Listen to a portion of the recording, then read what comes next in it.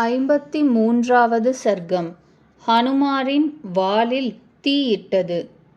தசக்ரீவன் அவர் அதாவது விபீஷணர் சொன்ன செய்தியை தர்ம நியமங்களுக்கும் தற்காலத்திற்கும் இணங்கியதாய் அறிந்து அந்த தம்பியான மகாத்மாவிற்கு பின்வரும் பதில்மொழியை உரைத்தான். உன்னால் சொல்லப்பட்டது சரியாயிருக்கிறது. தூதனை கொல்வதென்பது குற்றமே. ஆயினும் இதற்கு கொலை தண்டனையைத் தவிர வேறு யாதேனும் ஒரு தண்டனை அவசியம் விதிக்கப்பட வேண்டும். குரங்குகளுக்கு வாள்தான் மிக்க ஆசை வைக்கப்பட்ட பூஷணமாய் உள்ளது. இவனுடைய அது விரைவில் தீயிடப்படட்டும். எரிந்து போன அதனுடன் திரும்பி போகட்டும். இவனை அங்கபங்கப்பட்டு வருந்துவோனாயும் துர்தசையில் இருப்பவனாயும் மித்திரர்களோடு ஞாத்திகளோடும் கூடியவர்களும் இஷ்ட ஜனங்களோடு கூடியவர்களுமான பந்துக்கள் எல்லோரும் அங்கே காணட்டும்.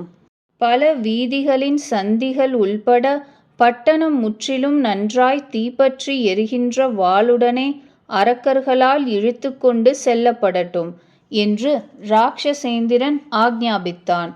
குரோதம் மிகுந்திருந்த அரக்கர்கள் அவனுடைய அந்த உத்திரவை கேட்டு கிழிந்து போன பருத்தி பஞ்சில் நெய்த துணிகளால் வாளை சுற்றினார்கள். வாள் சுற்றப்படுகையில் பெருவானரர் தீ காடுகளில் உலர்ந்த விறகை பற்றி கொண்டு எப்படியோ அப்படி ஓங்கி வளர்ந்தார். அப்பொழுது அவர்கள் எண்ணெயால் நன்றாக நனைத்து அதில் தீயை மூட்டினார்கள். ஸ்திரீகளோடும் குழந்தைகளோடும் முதியவர்களோடும் கூடினவர்களாய் அரக்கர்கள் அந்த ஹனுமாரின் கொழுந்துவிட்டு எரிகின்ற வாளை அப்பொழுது பார்க்க ஆசைப்பட்டவர்களாய் வந்து சேர்ந்தார்கள். கோபாவேசத்தில் இருப்பவராய் இளம் சூரியன் போல் முகம் உடையவரான அவர் அந்த அரக்கர்களை எரிந்து கொண்டிருக்கின்ற வாளினால் அடித்து தள்ளினார். வானரோத்தமரும் மகா சூரருமான அவர் கூட்டம் கூடிய கொடிய அரக்கர்களால் மறுபடியும் கட்டுண்டவராய் அந்த காலத்திற்கு ஏற்றதை ஆலோசிக்கலானார். நான் மீளவும் கயிறுகளை அறுத்துவிட்டு மேலே பாய்ந்து இவர்களை கொல்லலாம். ஏனெனில் கட்டுண்டிருப்பவனாயும் எனக்கு அரக்கர்கள் ஈடாக மாட்டார்கள். இதில் சந்தேகம் இல்லை. அப்படி செய்வேனேயானால் எஜமானனுக்கு நன்மை செய்ய வேண்டியவனான எனக்கு கடமை செய்து முடித்தது ஆகாது. இந்த துராத்மாக்கள் அரசனது ஆக்ஞை என்பதாலேயே ஓடித் திரியும் என்னை கட்டியிருக்கிறார்கள். அரக்கர்கள் எல்லோருக்கும் நான் ஒருவனே போரில் ஈடு கொடுக்க வல்லவன். ஆயினும் ஸ்ரீராமருடைய திருவுள்ளப்படி நடப்பதற்காக இவை இத்தனையும் நான் பொறுத்து கொள்வேன். இரவில் லங்கா நகரம் தெளிவாய் பார்க்கப்படவில்லை. எனக்கு கோட்டைகளின் உளவு நன்றாய் தெரியும்படி என்னால் பகற்பொழுதில் அவசியமாய் பார்க்க வேண்டியதே.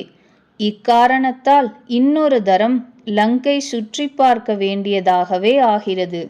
வாளுக்கு தீமூட்டி கொளுத்துவதாலும் கட்டுண்டிருக்கிற எனக்கு மேன்மேலும் வேண்டிய மட்டும் உபத்திரவத்தை அரக்கர்கள் செய்யட்டும்.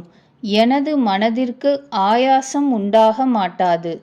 அவ்வரக்கர்கள் உட்கருத்தை வெளியிற் காட்டாதவராய் கம்பீரமாயிருக்கும் வானரோத்தமரான மகா கபியை கட்டி பிடித்து கொண்டு அதனால் சந்தோஷம் உடையவர்களாய் வெளிப்பட்டார்கள். கொடும் செயல் புரியும் அரக்கர்கள் தங்கள் செய்கைகளாலும் சங்கம் பேரிகை முதலிய சத்தங்களாலும் பேரிரைச்சல் ஆகும்படி செய்து கொண்டு அந்நகரில் அவரை இழுத்து திரிந்தார்கள். பகைவரை அழிக்கவல்ல ஹனுமார் அரக்கர்களால் பின்தொடரப்பட்டவராய் இஷ்டபூர்வமாகவே சென்றார். அரக்கர்களின் பெருநகரை நன்கு அறிந்து கொண்டார்.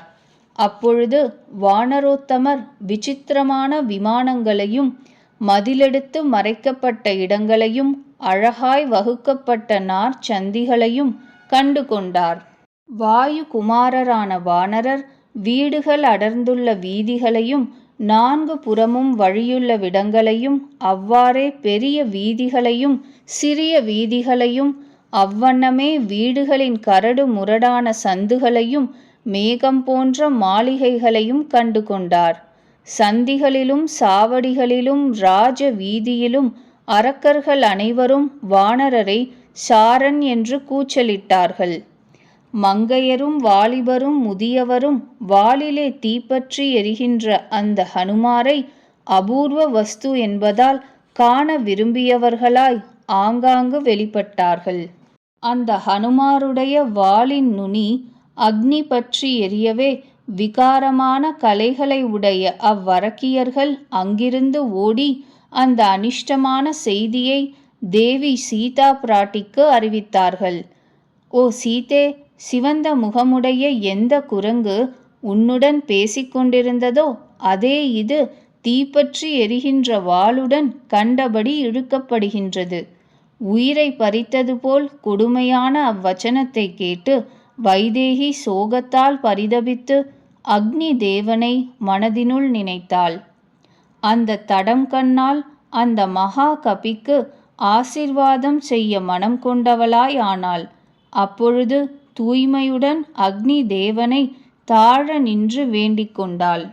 பர்த்தாவை ஏற்றபடி உபசரித்தல் என்னிடம் உண்டானால், தவத்தை விதிப்படி புரிதல் உண்டானால், பதிதானே கதியென்றடைதலும் உண்டானால், ஹனுமாருக்கு குளிர்ந்து தோன்றி அருளல் வேண்டும். அறிவிற் சிறந்த அவருக்கு என்னிடத்தில் அன்பென்பது சிறிதேனும் உண்டேயானால், அதுவுமன்றி எனக்கு அதிர்ஷ்ட லேசம் உண்டேயானால், ஹனுமாருக்கு குளிர்ந்து தோன்றி அருளல் வேண்டும். தர்மஸ்வரூபியான அவர் என்னை அவரை அடைவதொன்றையே பிரார்த்தித்து கொண்டிருக்கும் நன்னெறி தவறாதவளாய் அறிவாரானால், ஹனுமாருக்கு குளிர்ந்து தோன்றி அருளல் வேண்டும். பெருந்தோளுடையவரும் சத்தியசந்தரும் பூஜ்யருமான சுக்ரீவர் இந்த துயரத்தினின்றும் என்னை விடுவிப்பார் என்றால், ஹனுமாருக்கு குளிர்ந்து தோன்றி அருளல் வேண்டும். கொடிய ஜுவாலையை உடைய அக்னி பகவான் அதனால் வானரருடைய நோவற்றிருத்தலை மான்குட்டியினது கண்கள் போன்ற கண்கள் உடையவளுக்கு பிரத்யக்ஷமாக தெரிவிப்பது போல் சாந்தமாய் மங்களகரமான ஜுவாலையுடன் எரிந்தார். ஹனுமாரின் தந்தையான வாயுவும் வாளில் எரியும் தீயுடன் கூடினவராய் இருப்பினும் தேவிக்கு திருப்தி செய்பவராய் குளிர்ந்த பனி காற்றாய் வீசினார். வாள் தீப்பற்றி எரிகையில் வானரர் தனக்குள்ளேயே பின்கண்டபடி ஆலோசித்தார். நன்றாய் ஜுவலிக்கின்ற இந்த அக்னி தேவன் என்னை முற்றிலும் ஏன் எரிக்கவில்லை? மகத்தான ஜுவாலை உடையதாகவே காணப்படுகிறது. எனக்கோ கஷ்டத்தை விளைவிக்கவில்லை. வாளின் நுனியில் குளிர்ந்த வஸ்துவின் கலவை அப்பப்பட்டது போன்று தோன்றுகிறது. சந்தேகங்களுக்கு இடமில்லை. நிச்சயமே தாண்டுகின்ற என்னால் ஸ்ரீராமர் பிரபாவத்தால் சமுத்திரத்தில் மலையொன்று காணப்பட்டது எப்படிப்பட்ட ஆச்சரியமோ இதுவும் அப்படிப்பட்டதே. சமுத்திர ராஜருக்கும் புத்திமானான மைனாகத்திற்குமே ஸ்ரீராமர் விஷயத்தில் அப்படிப்பட்ட பக்தி என்றால் அக்னி பகவான் இப்பொழுது ஏன் உதவி செய்யாதிருப்பார்? சீதையின் தன்னலியாலும் ஸ்ரீ ராகவருடைய திவ்ய சக்தியாலும் என் தந்தையின் உறவாலும் அக்னி பகவான் என்னை எரிக்கவில்லை. அந்த கபி குஞ்சரர் இன்னும் ஒரு முகூர்த்த காலம் மேல் நடக்க வேண்டியதை பற்றி மனதினுள் யோசித்தார். காரிய நிர்வாக சக்தியால் உடனே மகாகபி உயர எழும்பினார். ஒரு கர்ஜனை செய்தார். அதன் பின்பு மகா புகழ் படைத்த வாயுகுமாரர் மலை சிகரம் போல் உயர்ந்ததும் ராட்சதர்களின் நெருக்கமில்லாமல் இருந்ததுமான ஒரு கோபுரத்தின் மீது ஏறிக்கொண்டார்.